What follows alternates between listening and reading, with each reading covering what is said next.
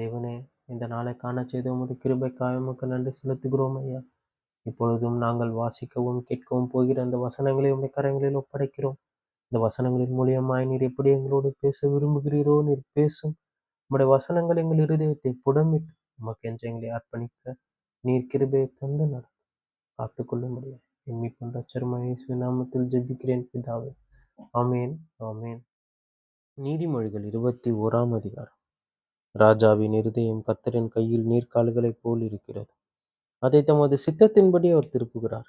மனுஷனுடைய வழியெல்லாம் அவன் பார்வைக்கு செம்மையாக தோன்றும். கர்த்தரோ இருதயங்களை நிறுத்து பார்க்கிறார். பலியிடுவதை பார்க்கிலும் நீதியும் நியாயமும் செய்வதே கர்த்தருக்கு பிரியம். மேட்டிமையான பார்வையும் அகந்தையான மனமும் உள்ள துன்மார்க்கர் போடும் வெளிச்சம் பாவமே. ஜாக்கிரதை உள்ளவனுடைய நினைவுகள் செல்வத்துக்கும் பதறுகிறவனுடைய நினைவுகள் தரித்திரத்துக்கும் ஏதுவாகும்.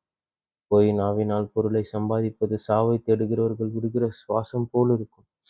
துன்மார்க்க நியாயம் செய்ய மனதில்லாது இருக்கிறபடியால் அவர்கள் பாழ்கடிக்கப்பட்டு போவார்கள். குற்றமுள்ளவன் தன் வழிகளில் மாறுபாடு உள்ளவன், சுத்தம் உள்ளவனோ தன் கிரியையில் செம்மையானவன். சண்டைக்காரியோடைய ஒரு பெரிய வீட்டில் குடியிருப்பதை பார்க்கிலும் வீட்டின் மேல் ஒரு மூலையில் தங்கியிருப்பதே நலம். துன்மார்க்கனுடைய மனம் பொல்லாப்பை செய்ய விரும்பும். அவன் கண்களில் அவன் அயலானுக்கு இரக்கம் கிடையாது. பரியாசக்காரனை தண்டிக்கும் போது பேதை ஞானமடைவான். ஞானவான் போதிக்கப்படும் போது அறிவடைவான். நீதிபரர் துன்மார்க்கோடைய வீட்டை கவனித்து பார்க்கிறார்.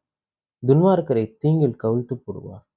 ஏழையின் கூக்குரலுக்கு தன் செவியை அடைத்துக் கொள்கிறவன் தானும் சத்தமிட்டு கூப்பிடும்போது கேட்கப்பட மாட்டான். அந்தரங்கமாய் கொடுக்கப்பட்ட வெகுமதி கோபத்தை தணிக்கும். மடியில் உள்ள பரிதானம் குரோதத்தை ஆற்றும். நியாயம் தீர்ப்பது நீதிமானுக்கு சந்தோஷமும் அக்கிரமக்காரருக்கோ அழிவுமாம். விவேகத்தின் வழியை விட்டு தப்பி நடக்கிற மனுஷன் செத்தவர்களின் கூட்டத்தில் தாபரிப்பான். சிற்றின்ப பிரியன் தரித்திரனாவான். மதுபானத்தையும் எண்ணெயையும் விரும்புகிறவன் ஐஸ்வர்யவன் ஆவதில்லை. நீதிமானுக்கு பதிலாக துன்மார்க்கனும் செம்மையானவனுக்கு பதிலாக துரோகியும் மீட்கும் பொருளாவார்கள். சண்டைக்காரியும் கோபக்காரியுமான ஸ்ரீயுடன் குடியிருப்பதை பார்க்கிலும் வனாந்திரத்தில் குடியிருப்பது நலம். வேண்டிய திரவியமும் எண்ணெயும் ஞானவானுடைய வாசஸ்தலத்தில் உண்டு. மூடனோ அதை செலவழித்து போடுகிறான். நீதியையும் தயையும் பின்பற்றுகிறவன் ஜீவனையும் நீதியையும் மகிமையையும் கண்டடைவான். பலவான்களுடைய பட்டணத்தின் மதிலில் ஞானமுள்ளவன் ஏறி பிடித்து அவர்கள் நம்பின அரணை இடித்து போடுவான். தன் வாயையும் தன் நாவையும் காக்கிறவன் தன் ஆத்மாவை இரு கண்களுக்கு விலக்கி காக்கிறான்.